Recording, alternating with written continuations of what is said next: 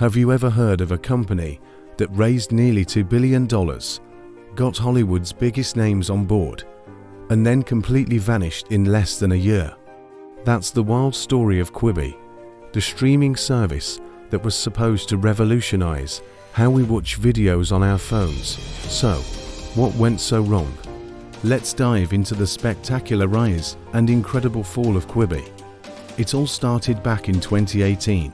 The idea came from two of the most powerful people in entertainment, Jeffrey Katzenberg, the former chairman of Walt Disney Studios and co-founder of DreamWorks, and Meg Whitman, the former CEO of Hewlett-Packard and eBay. With a dream team like that, how could it possibly fail? Their vision was simple but ambitious: create high-quality, short-form content specifically for mobile viewing. They called it Quibi, short for Quick Bites. The concept was to deliver Hollywood-level movies and shows in chapters of 10 minutes or less. The thinking was that people have short attention spans and are always on the go. They need something to watch while waiting for coffee, on the subway, or during a quick break. It sounded like a perfect fit for our modern, busy lives. Investors certainly thought so.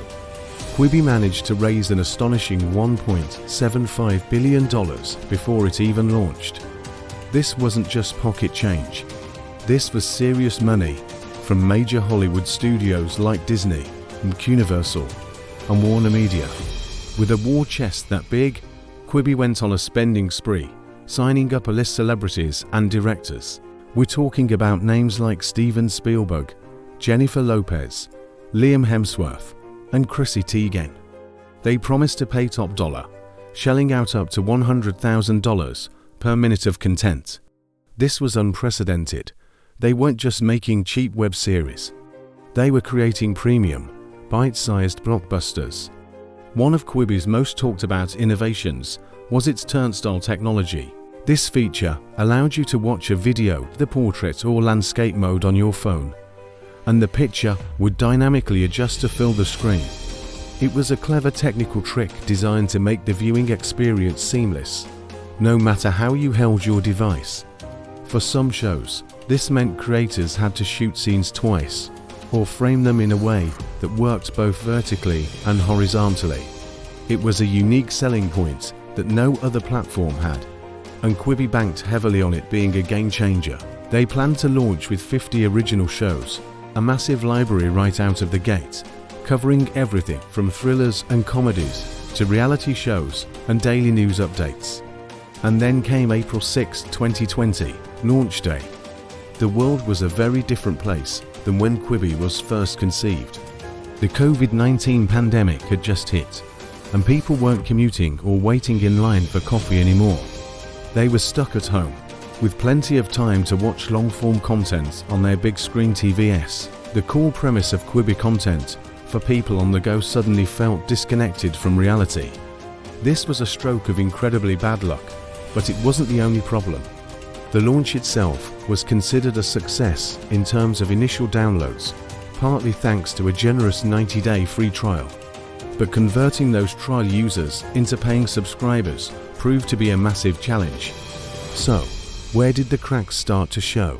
Well, for one, the content itself. Despite the big names and huge budgets, nothing really broke through into the cultural conversation.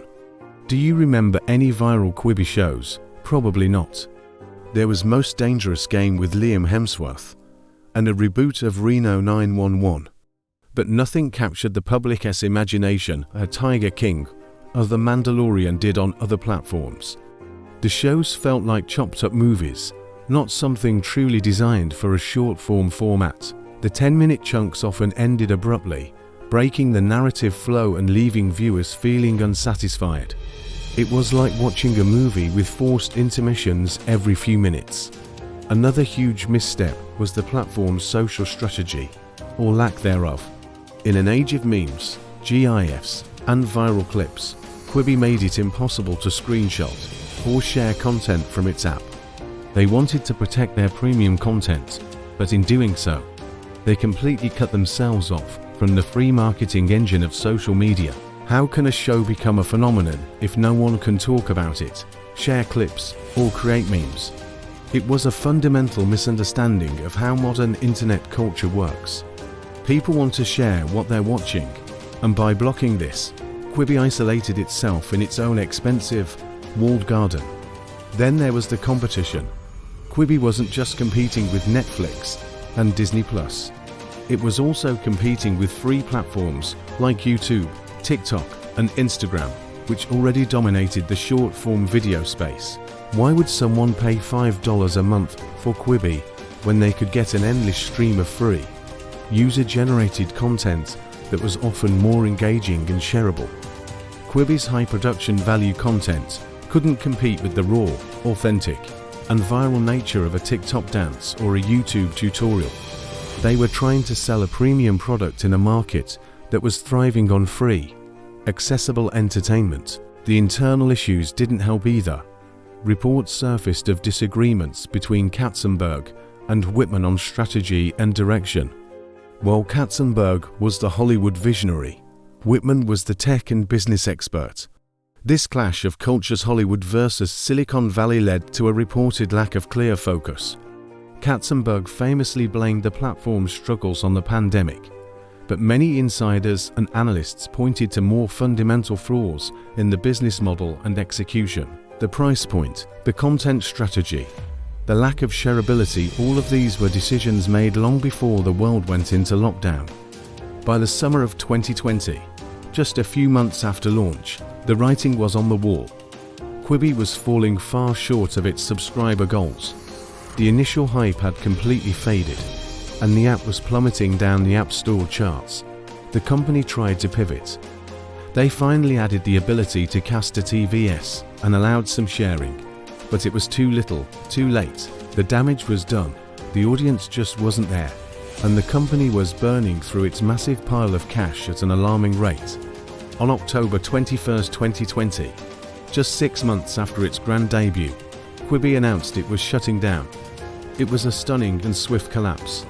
In a letter to employees and investors, Katzenberg and Whitman admitted that the idea behind Quibi wasn't strong enough to justify a standalone streaming service. They decided to shut the company down and return the remaining capital, about $350 million, to their investors.